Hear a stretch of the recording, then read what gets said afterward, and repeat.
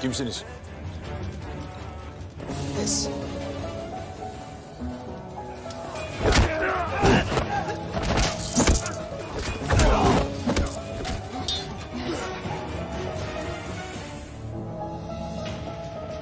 Osman Bey.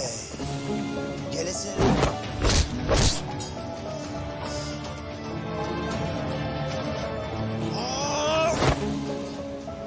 Bana dokunamaz. Ben Çobanoğlu Beyliği'nin veliahtıyım Osman Bey.